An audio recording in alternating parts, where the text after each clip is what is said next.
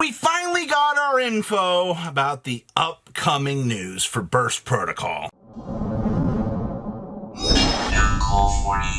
sure you guys smash the ever-living crap out of that subscribe button so you guys don't miss out on more content. There is a decent amount to unpack here for what this is setting the stage for, because I think this is going to have ramifications beyond Burst Protocol here. So we have our details here for this. So we are going to have Misawa, and for those of you that don't know, this is good old Bastion here, stepping up to the dueling plate. Now you're also going to notice who's this right here. Well, I did some digging into this, and I kid you not, this is a science VTuber. They're bringing on a scientist, or not a VTuber, a YouTuber. So I'm kind of interested to see what they're going to do with this. Now, everybody else here is pretty normal, as I'm going to say. I mean, we are going to have a videotape recording, which I would assume is from Revolver's voice actor. See, we'll also have a VTuber here. The VTubers are usually just guest of honor. They don't really bring anything to the table other than entertainment. So what do we have here?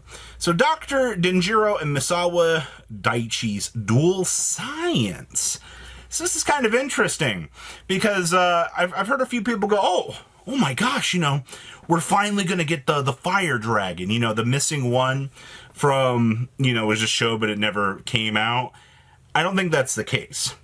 I think that this has to be the Earth support. Remember, everybody, as I've said in every single video up to this point, Block Dragon, Emancipator reprint, and the Magnet Warrior reprint are all pretty much indicating to us that there is something rock-oriented here. So I am kind of curious about how, we have to get a Magnet Warrior theme, or there has to be something Earth-inspired coming down here for him. Because remember, he did play, we'll get to his wiki page here in a second.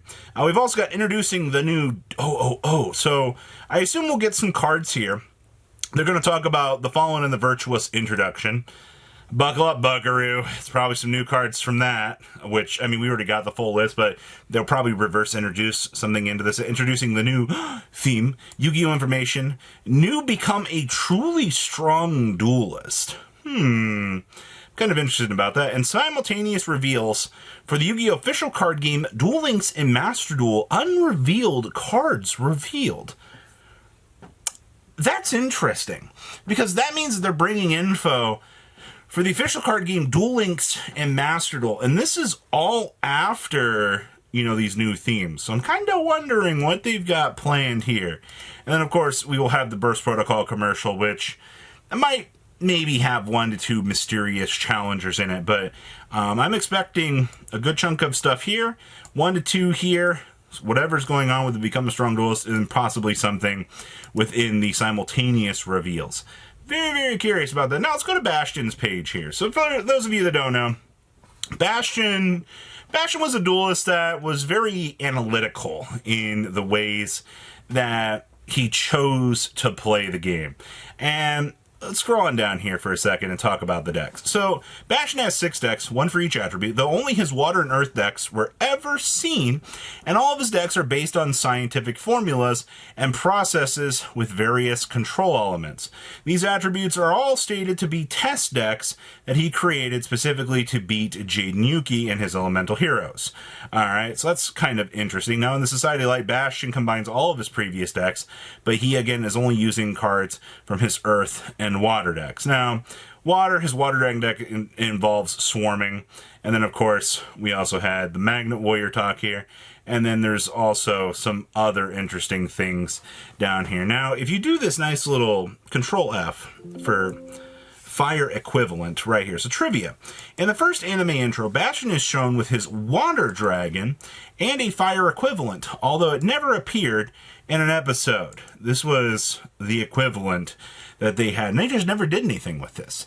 And I assume a lot of people are like, ooh, I think we'll see this in the premium pack this year. They have to do Earth here, and then later on in the premium pack this year, they can do the Fire Dragon. It makes the most sense, honestly.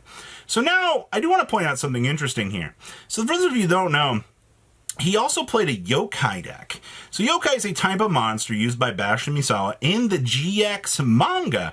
They are based on yokai creatures from Japanese folklore, and Bastion is the only character to play yokai monsters, and only in the GX manga. The yokai type core strategy consists of special summoning yokai monsters from the graveyard, which triggers their effects.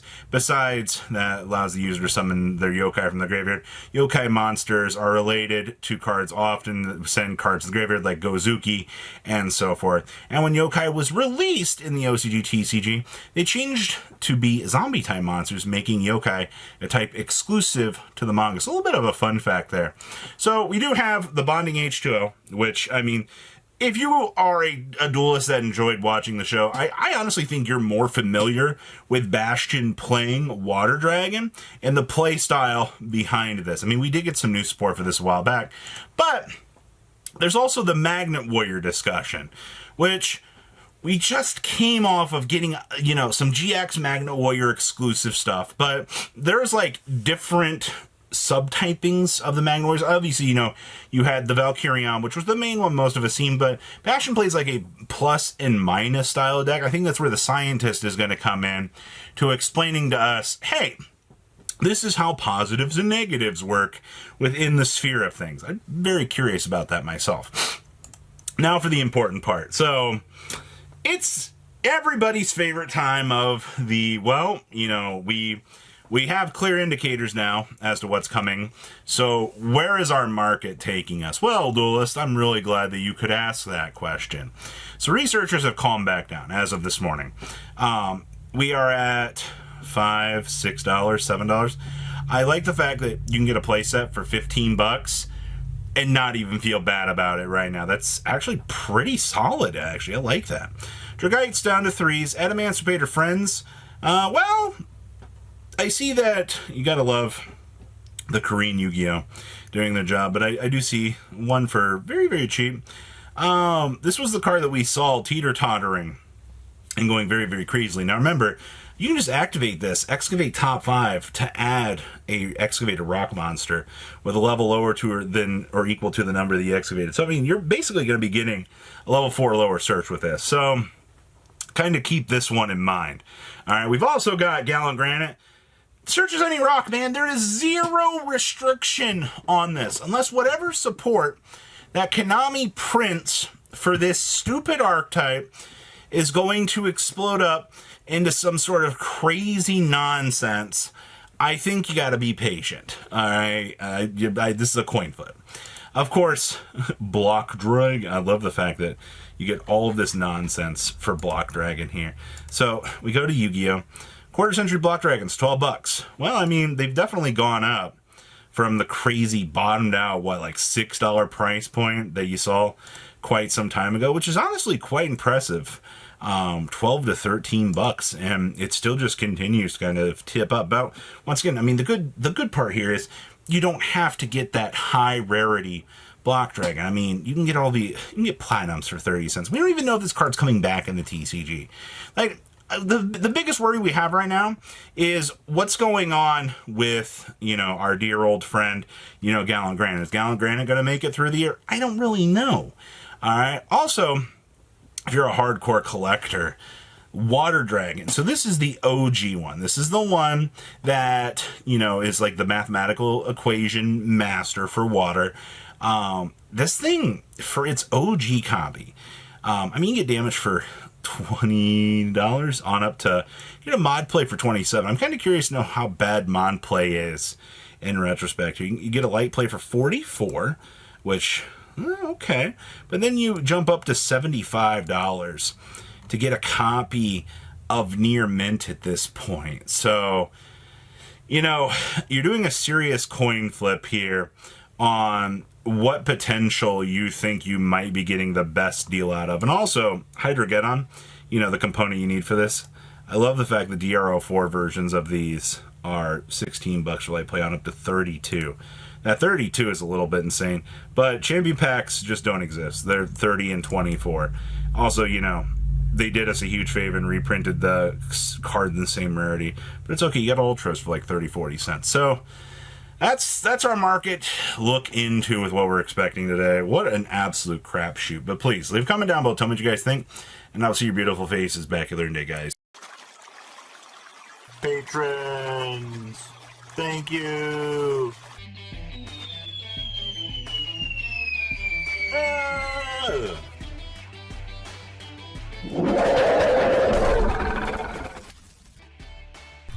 Thank you so much for watching. Check out these other videos.